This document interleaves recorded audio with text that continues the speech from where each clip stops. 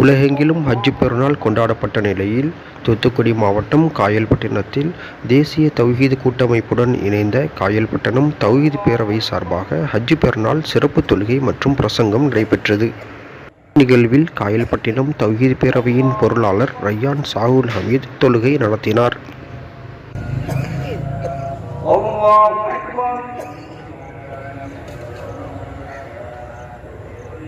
Allahu Akbar. Allahu Akbar. Allahu Akbar. Allahu Akbar. Alhamdulillahi Rabbil Alamin. Ar-Rahmanir Rahim. Maliki Yawmiddin. إياك نعبد وإياك نستعين اهدنا الصراط المستقيم صراط الذين أنعمت عليهم غير المغضوب عليهم ولا الضالين.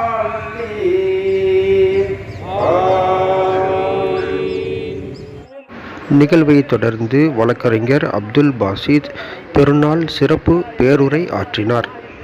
திருமறையில் சொல்லுகிறான், அந்த அளவிற்கு சோதனை. தன்னுடைய இளமை காலத்தில் அவருடைய தந்தையான ஆசர் அவர்கள் சிலையை வடிவமைத்து எப்படி சிலையை வணங்க வேண்டும் என்று சொல்லக்கூடிய இடத்தில், அதாவது ஒரு தலைவர் என்ற ஸ்தானத்தில் அவருடைய தந்தை ஆசர் அவர்கள் இருந்தார்கள். இப்ராஹிம் அலைஹிஸ்ஸலாம் அவர்கள் சற்று அப்படியே ஒரு அட்ஜஸ்ட்மெண்ட் பண்ணி இருந்தால் அவர்கள் தன் தந்தைக்கு அறிவுரை சொல்ல வேண்டிய அவசியம் கிடையாது. தந்தையே, இந்த மார்க்கம் அல்லாஹ்வுடைய மார்க்கம் தான், நிச்சய ஜீவன் அல்லாஹ்வுடைய மார்க்கம் தான் உண்மையானது. நீங்கள் வணங்கக்கூடிய சிலைகள் அனைத்தும் உங்களால் உருவாக்கப்பட்டவை.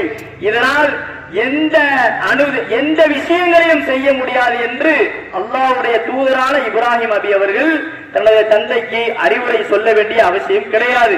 சற்று அட்ஜஸ்ட்மெண்ட் செய்திருந்தால் அவர்களும் தனது தந்தை போல நல்ல ஜாலியாக சுகபோகமான வாழ்க்கையை வாழ்ந்திருக்கலாம். ஆனால் அவர்கள் சத்தியத்தை எடுத்து சொல்கிறார்கள். அதனால் ஒரு வேதனை.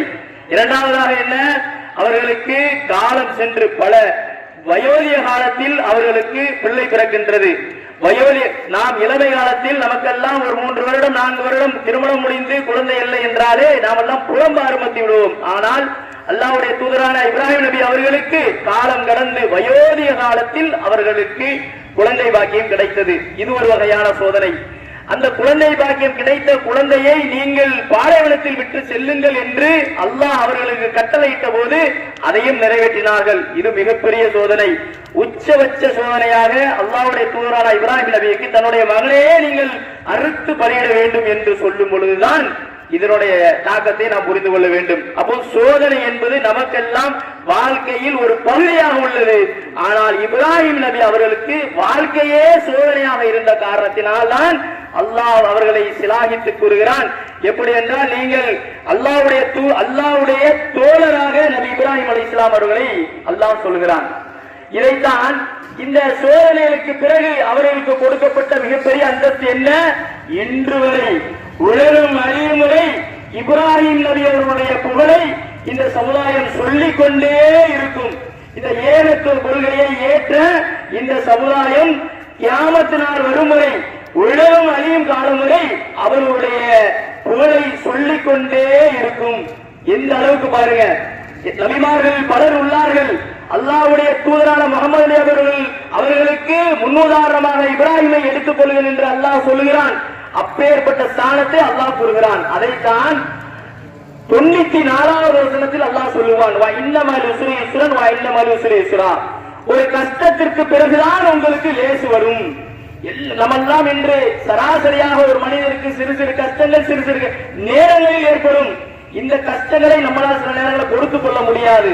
ஆனால் இப்ராஹிம் நபி அவர்கள் பொறுத்துக் கொண்டார்கள். பொறுத்துக் கொண்டதின் காரணமாக கடைசி வரை கியாமத் நாள் வரை அவருடைய புகழ் ஓங்கிக் கொண்டே இருக்கும். அதைத்தான் அல்லாஹ் சொல்றான். ஒரு கஷ்டம் வருது என்றால் அதை 2 முறை அல்லாஹ் சொல்லுவான். 94வது இன்னமல் உஸ்ரி யுஸ்ரன் வ இன்னமல் உஸ்ரி யுஸ்ரா. கஷ்டத்துக்கு பிறகுதான் உங்களுக்கு லேசு இருக்குது, கஷ்டத்துக்கு பிறகுதான் உங்களுக்கு லேசு இருக்குது என்று அல்லாஹ் தனது திருமறையில் சொல்லுவான். அதே போன்று தனது ஆசையை அதிகரித்து மிகப்பெரிய உளவியல்.